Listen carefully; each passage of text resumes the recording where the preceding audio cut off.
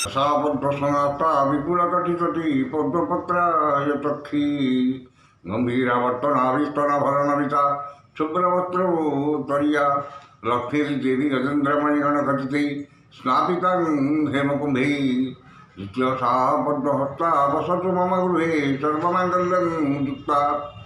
জগজ্জননী মা মহালক্ষ্মী আদিদিনের ইষ্টদেবতা শুক্রদেবতা জগন্নাথ বলভদ্র সুভদ্রা সুদর্শনী চতুর্থামূর্ତ୍ତି ଦେବତା ଇଷ୍ଟଦେବୀ ମା ଜଗଜ୍ଜନନୀ ଖଣ୍ଡୁଆଳି ଯେଉଁମାନେ ଆଜିର ଏ ଆଷ୍ଟ ସମ୍ବାଦର ଦୈନିକ ରାଶିଫଳ କାର୍ଯ୍ୟକ୍ରମଟି ଦେଖୁଛନ୍ତି ଶୁଣୁଛନ୍ତି ସେମାନଙ୍କର ପାଇଁ ଆଜିର ଦିନଟି ସୁଖ ସମୃଦ୍ଧି ମାନସିକ ପାରିବାରିକ ଶାନ୍ତି ଉତ୍ତମ ସ୍ୱାସ୍ଥ୍ୟ ଓ ସମ୍ପଦର ଦିନ ହେଉ ଏହା ହିଁ ଜଗନ୍ନାଥଙ୍କ ପାଖରେ କାମନା କରି ଆରମ୍ଭ କରୁଛୁ ଆଜିର ଆମର ଦୈନିକ ରାଶିଫଳ କାର୍ଯ୍ୟକ୍ରମ। ଜୟ ଜଗନ୍ନାଥ। ଆଜି ଜାନୁଆରୀ ମାସ 16 ତାରିଖ 2026 ମସିହା ମକର 3 ଦିନ ମାଘ ମାସ କୃଷ୍ଣପକ୍ଷ ତ୍ରୟୋଦଶୀ ଶୁକ୍ରବାର। ତ୍ରୟୋଦଶୀ ତିଥି ରାତ୍ରି 10ଟା 22 ପର୍ଯ୍ୟନ୍ତ ରହିବ ଏବଂ ଏହାପରେ ଚତୁର୍ଦ୍ଦଶୀ ତିଥି ଭୋଗ ହେବ। ଆଜିର ରାଶି ନକ୍ଷତ୍ର ମୂଳା ଧନୁ। ମୂଳା ନକ୍ଷତ୍ର ଅହରାତ୍ର 60 ଦଣ୍ଡ ଅବସ୍ଥାନ ରହିବ ଏବଂ ଚନ୍ଦ୍ର ଧନୁ ରାଶିରେ ଅହରାତ୍ର 60 ଦଣ୍ଡ ଅବସ୍ଥାନ କରିବେ। ତ୍ରୟୋଦଶୀ ତିଥି ଯୋଗୁଁ ବାଇଗଣ ଖାଇବା ମନା, ଖାଇଲେ ପୁତ୍ରହାନି ବା ପୁତ୍ର କଷ୍ଟ ପାଇବେ। ଆଜି ହେଉଛି ଶିବ ପ୍ରଦୋଷ ବ୍ରତ। ଏ ରହିଥିଲା ଆଜିର ପଞ୍ଜିକା। ବର୍ତ୍ତମାନ ଜାଣିନେବା କେମିତି କଟିବ 12ଟି ରାଶିର ବ୍ୟକ୍ତିମାନଙ୍କର ଆଜିର ଦିନ, କ'ଣ ରହିଛି ଆଜି ତାଙ୍କର ଭାଗ୍ୟ ଏବଂ କ'ଣ କେମିତି କଟିବ ତାଙ୍କର ଆଜି ଦିନ ଏବଂ କ'ଣ ଆର ସମାଧାନ। ପ୍ରଥମେ ମେଷ ରାଶି। ମେଷ ରାଶି କୃଷ୍ଣପକ୍ଷର ନବମ ଚନ୍ଦ୍ର ଯୋଗୁଁ ମାନ ସମ୍ମାନ ହାନି, ମାନସିକ ଦୁଶ୍ଚିନ୍ତା, ପରିବାରରେ ମନମାଳିନ୍ୟ, ସ୍ୱଜନରେ ବିବାଦ, ପଡ଼ୋଶୀଙ୍କ ସହ ତିକ୍ତତା ଏବଂ ନିଜର ପ୍ରିୟ ବନ୍ଧୁ କିମ୍ବା ପୁରାତନ ବନ୍ଧୁଙ୍କ ସହ ବିବାଦ କିମ୍ବା ତାଙ୍କଠାରୁ ଅପମାନ ମିଳିପାରେ। ମନ ଅସ୍ଥିର, ବିଷାଦଗ୍ରସ୍ତ, ଚାପଗ୍ରସ୍ତ ରହିବ ଏବଂ ଶାରୀରିକ ପୀଡ଼ା ଭୋଗିବେ। ଗୁରୁଜନଙ୍କ ସହ ବିବାଦ, କ୍ଷମତାଶାଳୀ ବ୍ୟକ୍ତିଙ୍କ ସହ ଶତ୍ରୁତା, ରାଜନୈତିକ ବ୍ୟକ୍ତିଙ୍କ ଆକ୍ରୋଶର ଶିକାର ହେବେ ଏବଂ ଅପମାନ, ଅପଯଶ, ଅପନିନ୍ଦା ମିଳିବ। ଉନ୍ନତିମୂଳକ କର୍ମରେ ପ୍ରତିବନ୍ଧକ, ଧାର୍ମିକ କର୍ମରେ ବିଘ୍ନ ଦେଖାଦେବ ଏବଂ ମନରେ ଦୁଶ୍ଚିନ୍ତା, ଦୁର୍ଭାବନା, ହତୋତ୍ସାହ ଭାବ ପ୍ରକାଶ ପାଇବ। ବାଣିଜ୍ୟ ବ୍ୟବସାୟ ଓ ପରିବହନରେ ମାନ୍ଦାବସ୍ଥା ଲାଗି ରହିବ। କର୍ମରେ ବିଫଳତା ଓ ସହକର୍ମୀଙ୍କୁ ଉପହାସର ପାତ୍ର ହେବେ। ଯେଉଁମାନଙ୍କର ଅଶ୍ୱିନୀ ମେଷ ସେମାନେ ସତର୍କତା ଅବଲମ୍ବନ କରିବେ। ଶୁଭ ରଙ୍ଗ ହଳଦିଆ, ସଂଖ୍ୟା 11, ଆରାଧନା ପ୍ରଭୁ ସ୍କନ୍ଦ। ବୃଷ ରାଶି। ଅଷ୍ଟମ ଚନ୍ଦ୍ର ଓ ସକାଳ 9ଟା 22 ପରେ ବିଷ୍ଟିକରଣ ଓ କେତୁଙ୍କ ନକ୍ଷତ୍ର ଭୋଗ ହେଉଥିବାରୁ ବାଦ ବିବାଦ, ସ୍ୱାସ୍ଥ୍ୟ, ଆର୍ଥିକ କାରବାର, ଉଚ୍ଚସ୍ଥାନ ଆରୋହଣ, ଗ୍ୟାସ୍ ଇଲେକ୍ଟ୍ରିକ୍ ସରଞ୍ଜାମ ବ୍ୟବହାର ଏବଂ ଯାନବାହନ ଆରୋହଣ କାଳରେ ସତର୍କତା ଅବଲମ୍ବନ କରିବେ। ଧନ କ୍ଷତି, ମାନସିକ ଅସ୍ଥିରତା, ପରିବାରରେ ମନମାଳିନ୍ୟ, ସ୍ୱଜନରେ ବିବାଦ, ପଡ଼ୋଶୀଙ୍କ ସହ ତିକ୍ତତା ଏବଂ ଶାରୀରିକ ପୀଡ଼ା ଭୋଗିବେ।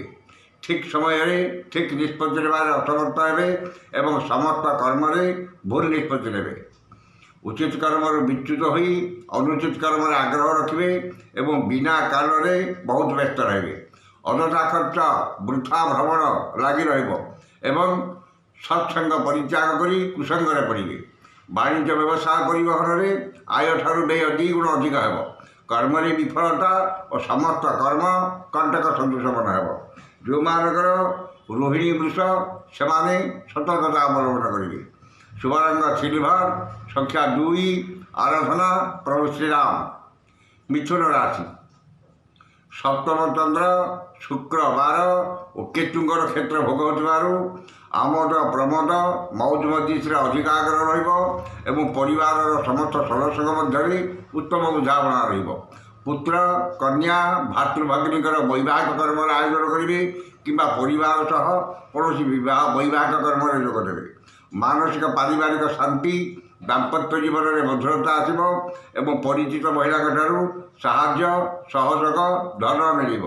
ମୂଲ୍ୟବାନ ଧାତୁ ବସର ଭୂଷଣ ସୌଖିନୀ ଘରୋଇ ଉପକରଣ କ୍ରୟ କରିବେ ଏବଂ ଆମୋଦ ପ୍ରମୋଦରେ ଅଧିକ ଧନ ବ୍ୟୟ କରିବେ।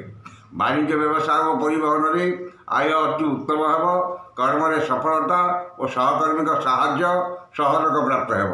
ଯେଉଁମାନଙ୍କର ମୃଗଶିରା ଓ ପୁନର୍ବସୁ ମିଥୁନ ସେମାନେ ସୁଫଳ ପାଇବେ। ଶୁଭ ରଙ୍ଗ ସବୁଜ, ସଂଖ୍ୟା 8, ଆରାଧନା ମା ତ୍ରିପୁର ସୁନ୍ଦରୀ। କର୍କଟ ରାଶି। ଷଷ୍ଠ ଚନ୍ଦ୍ର ଯୋଗୁଁ ରୋଗ, ଋଣ, ଦୁଃଖ, ଶୋକ, କ୍ଲେଶ, ମାନସିକ ଅବସାଦରୁ ସାମୟିକ ମୁକ୍ତି ମିଳିବ ଏବଂ ଦେହ ମନ ସୁସ୍ଥ ରହିବ। ପରୋପକାର, ସମାଜ ସେବା, ଧାର୍ମିକ କର୍ମରେ ଅଧିକ ଆଗ୍ରହ ରହିବ ଏବଂ ମହତ୍ ବ୍ୟକ୍ତିଙ୍କ ସାନ୍ନିଧ୍ୟ ଲାଭ କରିବେ। ଯଶ, ସମ୍ମାନ, ସାମାଜିକ ପ୍ରତିଷ୍ଠା, ଜନସମ୍ପର୍କ ବୃଦ୍ଧି ପାଇବ ଏବଂ ଆପଣଙ୍କ ବକ୍ତବ୍ୟରେ ସମ୍ମୋହନର ଶକ୍ତି ରହିବ। ରୋଗ, ଶତ୍ରୁମାନେ ମିତ୍ରତାର ହାତ ବଢ଼ାଇବେ ଏବଂ ଦେହ ମନ ସୁସ୍ଥ ରହିବ। ବାଣିଜ୍ୟ ବ୍ୟବସାୟ ଓ ପରିବହନରେ ଆୟ ଅତି ଉତ୍ତମ ହେବ। କର୍ମରେ ସଫଳତା ଓ କର୍ମସ୍ଥାନର ସମସ୍ତ ବାଧା ବିଘ୍ନ ଓ ପ୍ରତିବନ୍ଧକ ଦୂର ହେବ। ଯେଉଁମାନଙ୍କର ପୁନର୍ବସୁ ଓ ଅସ୍ତ୍ରୀଶା କର୍କଟ ସେମାନେ ଉପକୃତ ହେବେ। ଶୁଭ ରଙ୍ଗ ଧଳା, ସଂଖ୍ୟା 1, ଆରାଧନା ଭଗବାନ ଶିବ। ସିଂହ ରାଶି। କୃଷ୍ଣପକ୍ଷର ପଞ୍ଚମ ଚନ୍ଦ୍ର ଓ ଘାତ ନକ୍ଷତ୍ର ଯୋଗୁଁ ବାଦ ବିବାଦ, ସ୍ୱାସ୍ଥ୍ୟ, ଆର୍ଥିକ କାରବାର କଲାବେଳେ ସତର୍କତା ଅବଲମ୍ବନ କରିବେ ଏବଂ ପୁତ୍ର କନ୍ୟା ପିତାମାତାଙ୍କ ସହ କଥାବାର୍ତ୍ତା ବେଳେ ଯଥାସମ୍ଭବ ବାକ୍ ସଂଯମତା ରକ୍ଷା କରିବେ।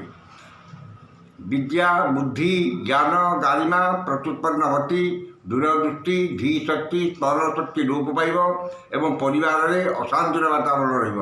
ମାନ ସମ୍ମାନ ହାନି, ମାନସିକ ଦୁଶ୍ଚିନ୍ତା, ପରିବାରର ମନୋମାଳିନ୍ୟ ଏବଂ ଇତରଙ୍କ ଠାରୁ ଅପମାନ ପାଇବେ। ସନ୍ତାନମାନଙ୍କର ଶିକ୍ଷା ଦୀକ୍ଷା କର୍ମରେ ବିଘ୍ନ ଦେଖାଦେବ ଏବଂ ସେମାନେ ବିଶୃଙ୍ଖଳିତ ହେବେ। ପିତାମାତାଙ୍କ ସ୍ୱାସ୍ଥ୍ୟଗତ ସମସ୍ୟା ଏବଂ ପାରିବାରିକ ବିବାଦ ଉଗ୍ର ରୂପ ଧାରଣ କରିବ। ବାଣିଜ୍ୟ ବ୍ୟବସାୟ ଓ ପରିବହନରେ କ୍ଷତି ପହଞ୍ଚିବ। କର୍ମରେ ବିଫଳତା ଓ ସହକର୍ମୀଙ୍କ ଉପହାସର ପାତ୍ର ହେବେ। ଯେଉଁମାନଙ୍କର ମଘା ସିଂହ ସେମାନେ ସତର୍କତା ଅବଲମ୍ବନ କରିବେ। ଶୁଭ ରଙ୍ଗ ଗୋଲାପୀ, ସଂଖ୍ୟା 6, ଆରାଧନା ମା ମାଣିକେଶ୍ୱରୀ। କନ୍ୟା ରାଶି। ଚତୁର୍ଥ ଚନ୍ଦ୍ର, ଶୁକ୍ରବାର ଓ କେତୁଙ୍କ ନକ୍ଷତ୍ର ଭୋଗ ହେଉଥିବାରୁ ଆକସ୍ମିକ ଧନଲାଭ, କୌଣସି ବିଶେଷ ସୂତ୍ରରୁ ଧନ ପ୍ରାପ୍ତି ଏବଂ ଅନ୍ୟକୁ ଦେଇଥିବା ଧନ କୃତ ଧନ ଫେରି ପାଇବେ।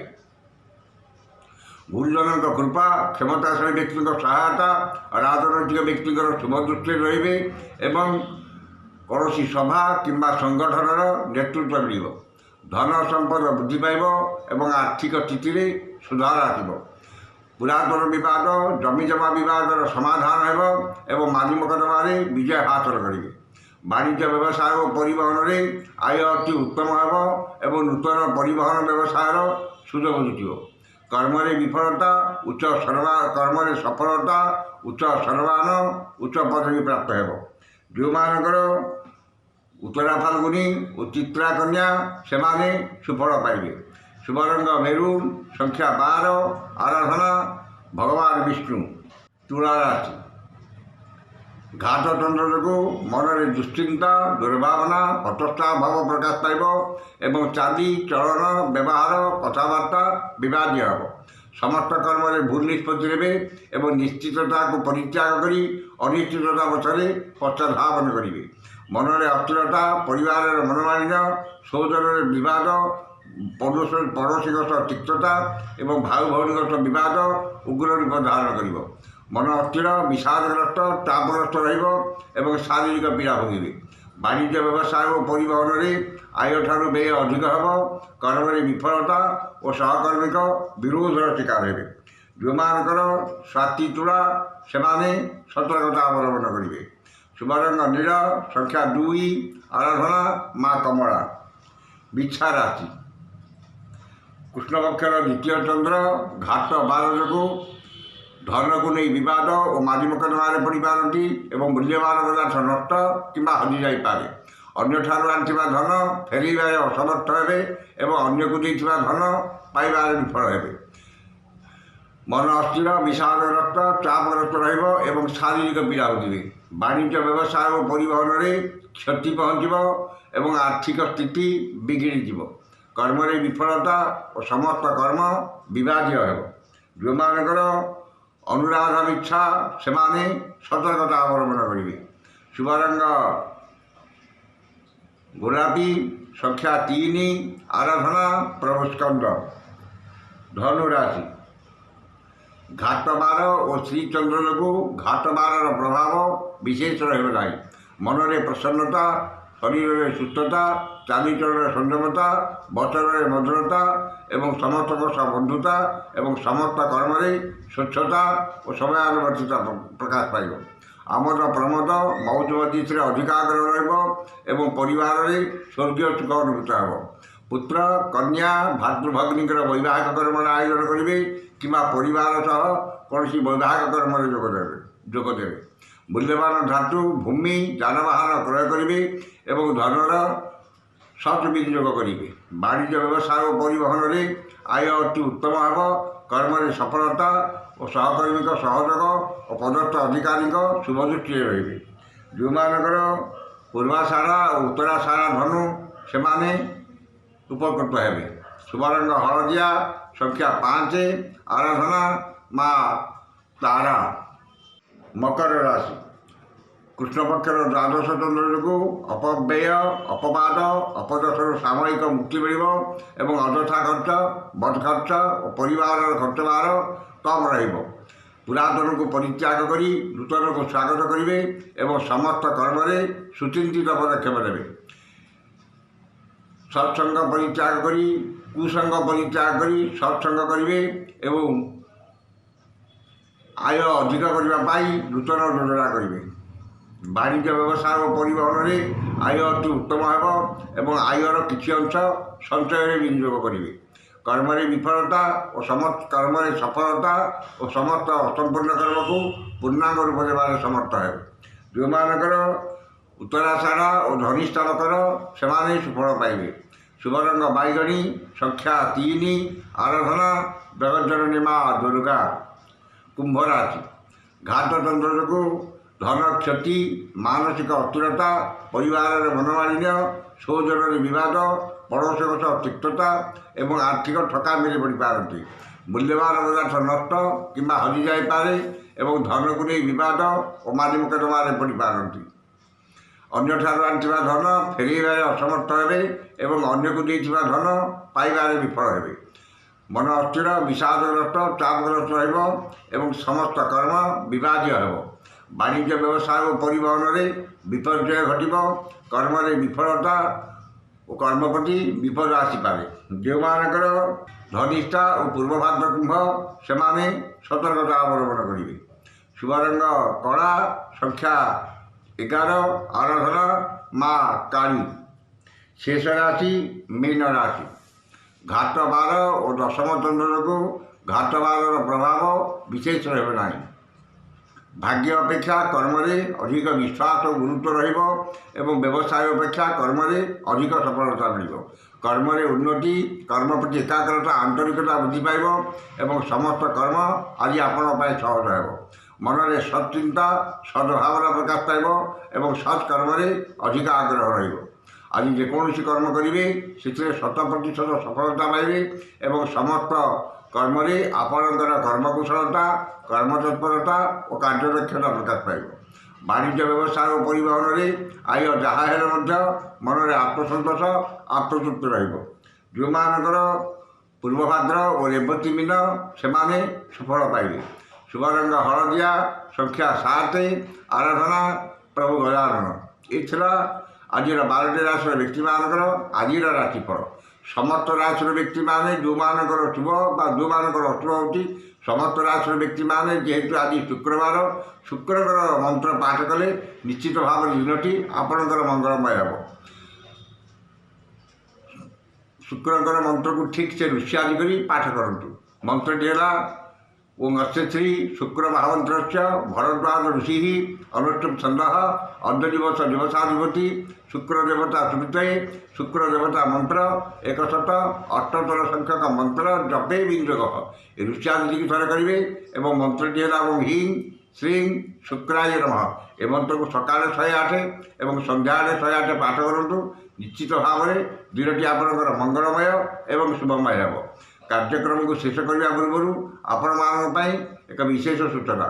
ଆମର এই ଆଷ୍ଟ୍ର ସମ୍ବାଦ ଚ୍ୟାନେଲରେ ବାର୍ଷିକ ରାଶିଫଳ ଲୋଡ଼ କରାଯାଇଛି ଏବଂ ବିବାହର ସନ୍ତାନମାନଙ୍କର ବିବାହର ବିଳମ୍ବ, କର୍ମରେ ଅବନତି ଏବଂ ଛୋଟ ଛୋଟ ଛୁଆମାନେ ପାଠ ପଢ଼ିବାର ଅନାଗ୍ରହ ଭାବ ଏସବୁ ବିଷୟରେ ଆମର ବିଶଦ ଭାବରେ ଆଲୋଚନା କରାଯାଇଛି। ଆଗକୁ ମଧ୍ୟ ଆମେ ନୂତନ ଭିଡ଼ିଓ ଅପଲୋଡ଼ କରିବୁ ଏବଂ ଆପଣ ଆମ ସହିତ ଯୋଡ଼ି ହୋଇ ରୁହନ୍ତୁ, ଆମକୁ ଉତ୍ସାହିତ କରନ୍ତୁ, ଆମ ଚ୍ୟାନେଲକୁ ସବସ୍କ୍ରାଇବ୍ କରନ୍ତୁ, ସେୟାର କରନ୍ତୁ ଏବଂ ନିଶ୍ଚିତ ଭାବରେ ଆପଣଙ୍କର ସୁଚିନ୍ତିତ ମତାମତ ଦିଅନ୍ତୁ। ଆଜି ତ ସମୟ ସରିଯାଇଛି, ଆସନ୍ତାକାଲି ଦେଖା ହେବ ଠିକ୍ ଏହି ସମୟରେ। ବିଦାୟ ଦିଅନ୍ତୁ। ଜୟ ଜଗନ୍ନାଥ।